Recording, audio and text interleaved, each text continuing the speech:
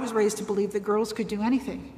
And my mother told my sister and me stories about wonderful women who had accomplished great things. And we were told about Charlotte Whitten, who said, you know, a woman has to be twice as good as a man to be thought half as good, but fortunately that's easy.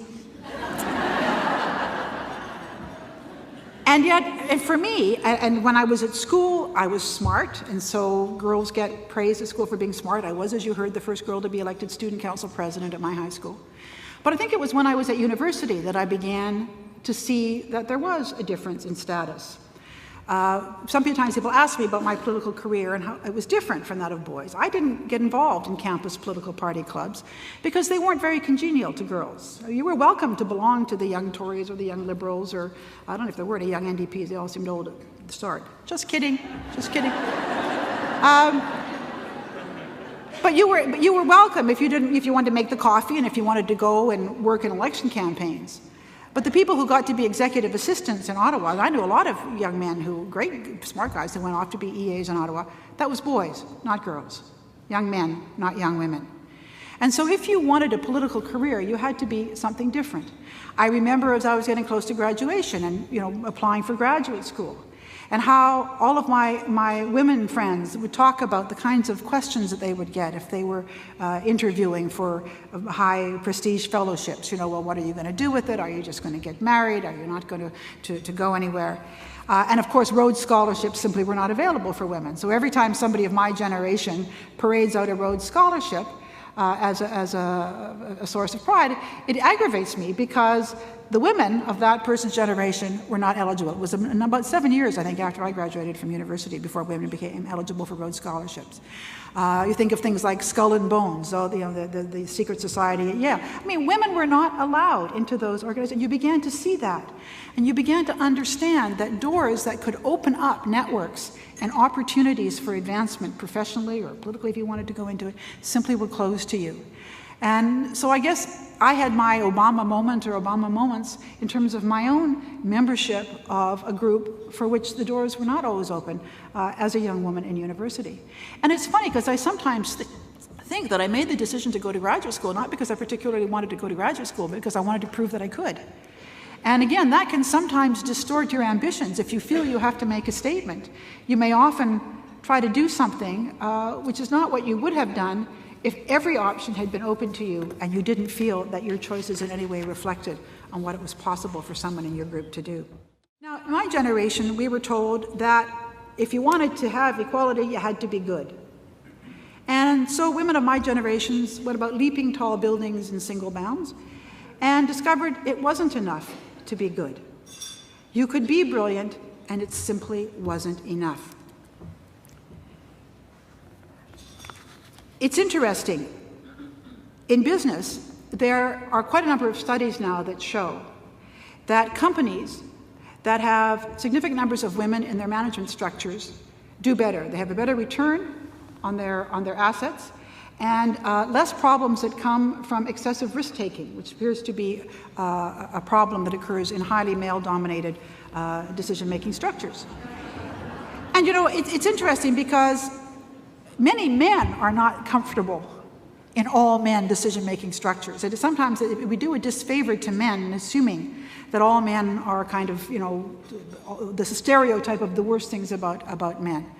And in the same way, I wouldn't want to be in an all-female decision-making structure. I think that each of the genders, for a variety of reasons, some of them may be intrinsic, some of them are social, we bring certain perspectives, although there's as much division and difference within each sex as there is, more division and difference within the sexes than there is between the sexes. So when I say that, I'm not saying this in a kind of a snide way at all, but simply that research shows that this is the case. And yet, women still are dramatically underrepresented on corporate boards. What is more, Nestle, for example, a company, we all probably use their products. They make a great yogurt that I buy in France. 70% of the products that they sell are sold to women, but there are no women on their top 25, in their top 25 managerial positions. So I did not want to make a career out of being a former prime minister.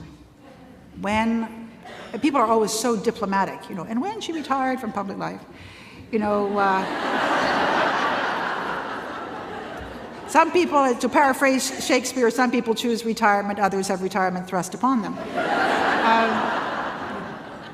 But I discovered that having been Prime Minister was something that meant a lot to a lot of people. I always wanted to do honor to it. I don't have a parliamentary pension, so I had to earn a living, but I resisted offers to sell Vegematics on television, even if they do make julienne fries. But so I wanted to do honor to it, but I came to understand that the visibility of women who have broken through is extremely important in changing the landscape from which people determine how the world works, and particularly how young people determine how the world works. And so I have tried very hard throughout my life, since politics, to remain visible while doing constructive work in the promotion of democracy and the advancement of women. I really think that we need to stop being polite. We need to stop hoping that that women are going to get their representation. We need to stop, if we go at the rate we're going now, it'll be another 4 generations before women are 50% in Parliament. And that's assuming that there aren't terrible intervening variables that will arise because women are not there saving the world from itself. And now you may say to me, Kim, but women are so great, and if we have so many women in politics, might they not lose those very qualities that they have that make them different, and won't they just become like the men if they're in the corporate world and if they're in Parliament? And well, if that happens, sue me. I'm prepared to risk it. So I'm throwing this challenge out to you and to Equal Voice and to all of you who care. The solution is within our grasp. We could simply redesign the constituencies of this country, and if someone, as some budding law student no doubt will, makes a charter challenge that there's somehow gender discrimination, I'm not quite sure how they do that, but there is a provision in the charter that says that gender discrimination discrimination to rectify an old grievance is acceptable under our charter. And in the long run, it may turn out that this would protect men by guaranteeing that, because as women get to see, as people get to see women in politics, they may kind of be edging towards having more women than men. This way, no more arguments. And so, I want to say to you that we need to create a political system for all, a parliament where women are not just represented, but where finally, and once and for all, we have an equal voice.